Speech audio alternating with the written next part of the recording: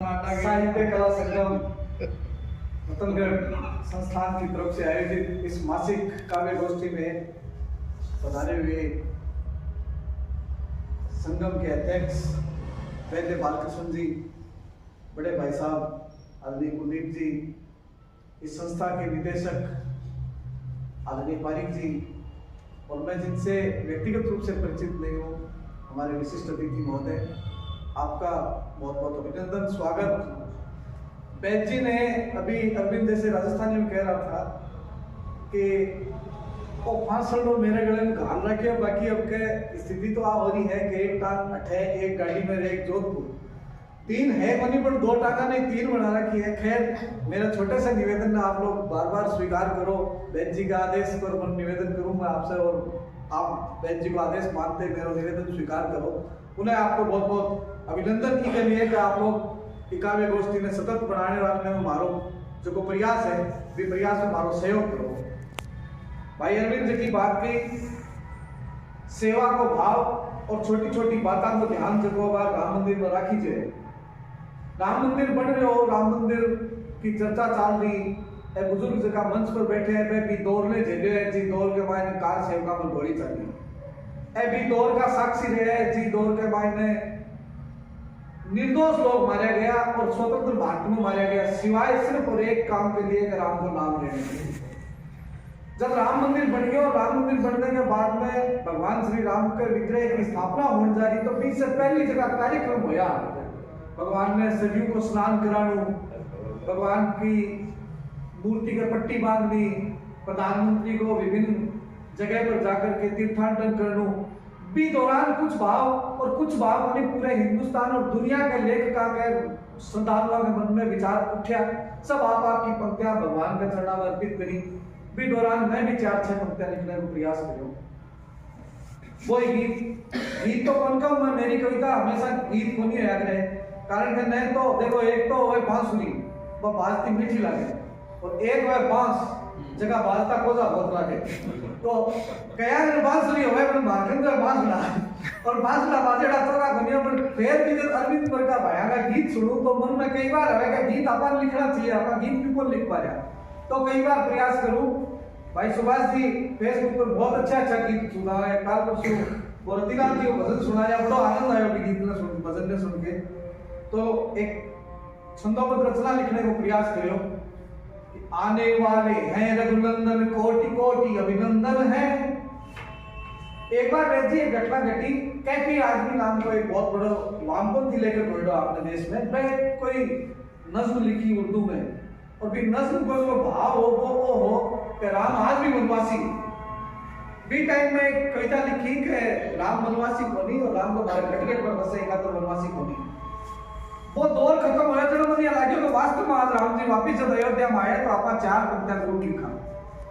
जब मैं लिखी कि आने वाले हैं रघुनंदन, कोटि कोटि अभिनंदन है, भाव भरा चंदन है, मन में वंदन हम सब करते हैं। आने वाले हैं रघुनंदन, कोटि कोटि अभिनंदन है, भाव भरा चंदन है, कर में वंदन हम सब करते हैं। काल चक्र अब घूम गया है, गौरव फिर से छाया है, काल चक्र अब घूम गया है, गौरव फिर से छाया है, राम राम की धूम मची है, भगवा भी लहराया है, राम राम की।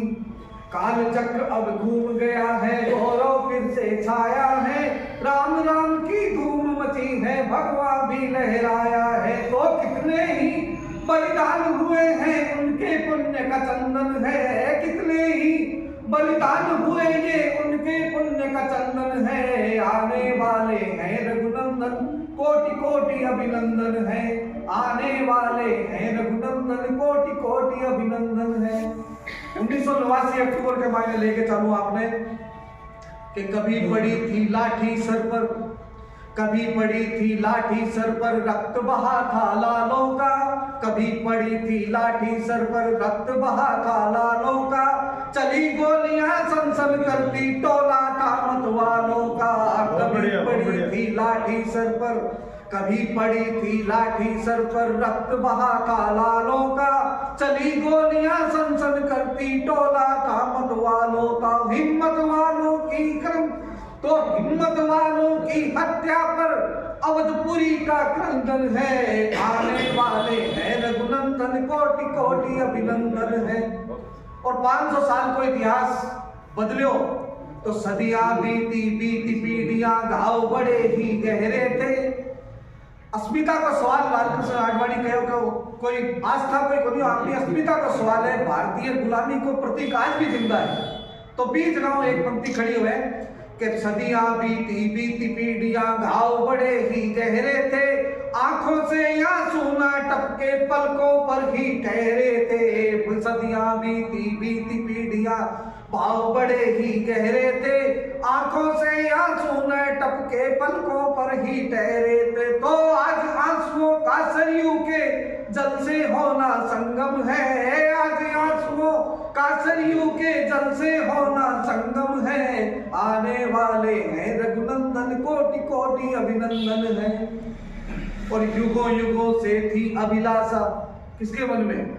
उस श्याम शिला के मंदिर में जो साउथ इंडिया के अंदर किसी खेत में दबी हुई थी, जिसमें से भगवान राम का विग्रह निकला कि युगों युगों से थी अभिलाषा, श्याम शिला के अंतर में मूर्त बनकर बैठूंगी मैं अवध बिहारी मंदिर में। युगों युगों से थी अभिलाषा, श्याम शिला के अंतर में मूर्त बनकर बैठूंगी मैं अवध बिहारी मंदिर में। तो पाषाणों के भाग जगे हैं। और वो भाग आपने राजस्थान को कभी मंदिर में जितना भी पत्थर लगे भगवान के चरण आपका सारा राजस्थान। तो पाषाणों के भाग जगे हैं, चरणों में करते वंदन है। आने वाले हैं रघुनंदन, कोटि कोटि अभिनंदन है। तो सदियों वाली प्यास बुझी है। एक प्यासी थी, कौन? एक नदी अनायास में की प्यास बुझी कि सदियों वाली प्यास बुझी है सरयू वाले पानी की। सदियों वाली प्यास बुझी है सरयू वाले पानी की। स्नान किया जब राम लला ने, कीमत हो गई पानी की। सदियों वाली प्यास बुझी है सरयू वाले पानी की। स्नान किया जब राम लला ने, कीमत हो गई पानी की। तो जिस तट पे आए थे रघुवर, जिस तट पे आए थे रघुवर, उस तट की माटी चंदन है। आने वाले हैं रघुनंदन, कोटि कोटि अभिनंदन है। आने वाले हैं रघुनंदन, कोटि कोटि अभिनंदन है। बहुत आने वाले हैं रघुनंदन, कोटि कोटि अभिनंदन है। भाई श्री मनोज कुमार जी चांद ने बहुत ही सुंदर कविता का प्रस्तुति की। अब